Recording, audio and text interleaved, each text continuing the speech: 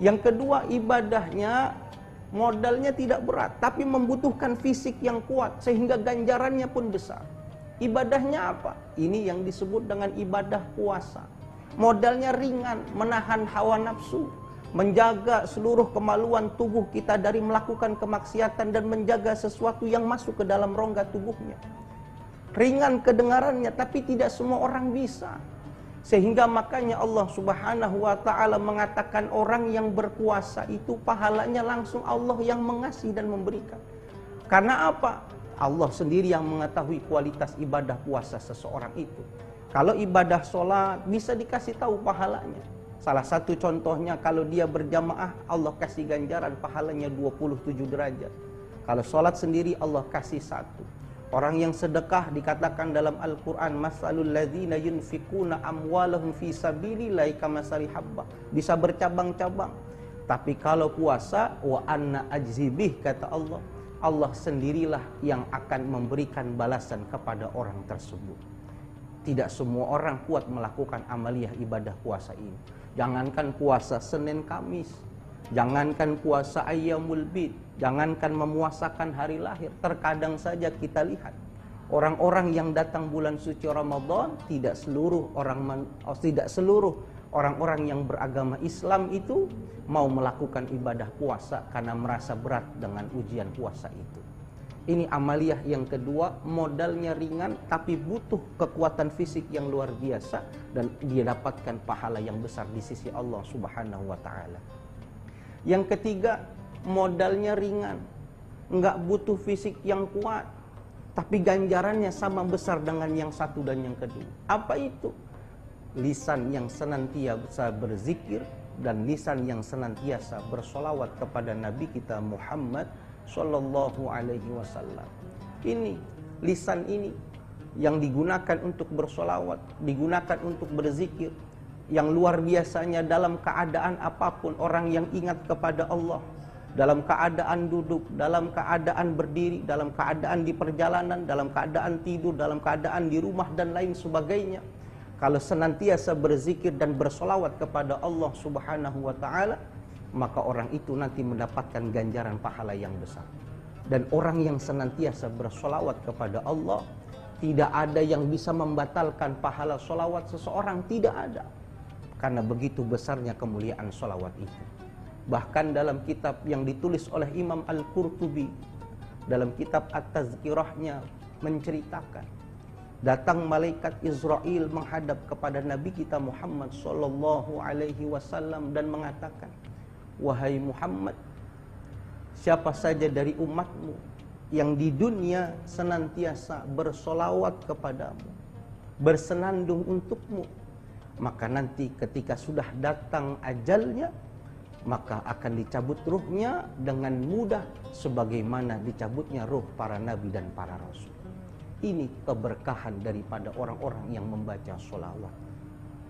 Bahkan pemirsa yang dimuliakan oleh Allah Subhanahu wa ta'ala, kita bayangkan betapa dahsyatnya ketika ruh ini akan keluar daripada jasad kita, sehingga kita bisa memahami betapa pentingnya sholawat di dalam kehidupan kita.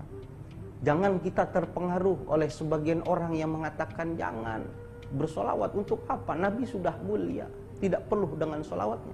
Memang Nabi tidak butuh dengan solawat, tapi kita yang butuh solawat kepada Nabi Muhammad SAW.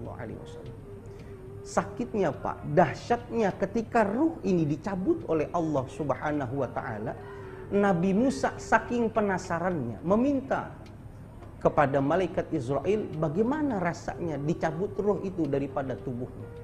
Maka malaikat Israel mencoba menarik ruh daripada Nabi Musa.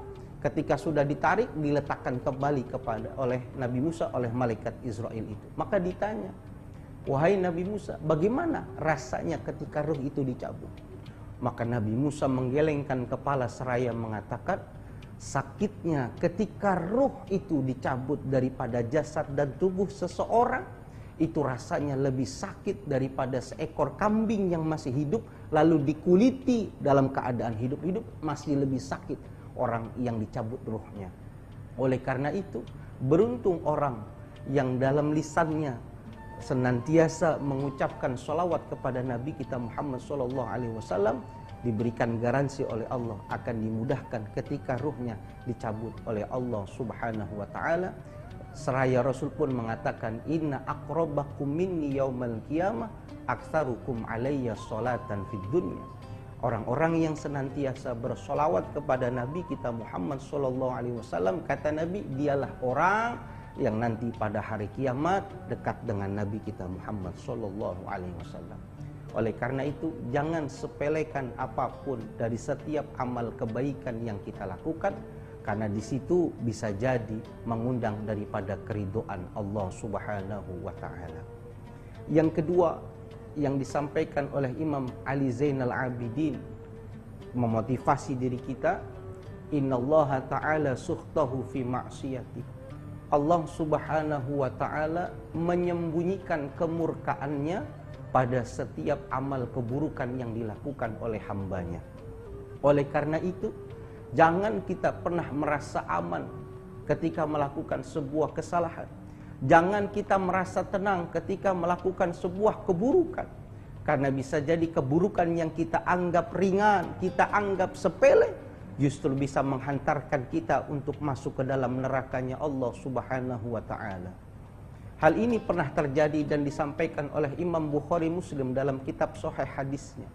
Diceritakan ada sosok seorang perempuan yang dikenal ahli ibadah, senantiasa sujud kepada Allah Subhanahu wa taala, tidak pernah terlewat satu malam kecuali menundukkan kepala beribadah, menangis, menengadah, berdoa kepada Allah Subhanahu wa taala. Tapi ternyata di dalam akhir kehidupannya Allah matikan dalam keadaan yang kurang baik. Sebab apa? Fi hirratin sajanatha hatta matat fadkhalat fihan nar. Karena lantaran seekor kucing yang dia pelihara di dalam kandang, tidak dia berikan makan kucing itu. Bahkan ketika dia pergi jauh, kucingnya tidak dilepaskan sehingga bisa makan daripada rerumputan yang tumbuh. Maka kucing ini meninggal, kucing ini mati. Maka Allah Subhanahu wa ta'ala memberikan balasan kepada perempuan itu dengan balasan yang tidak pantas dan kurang baik. Oleh karena itu, jangan sampai kita meremehkan daripada setiap keburukan yang kita lakukan.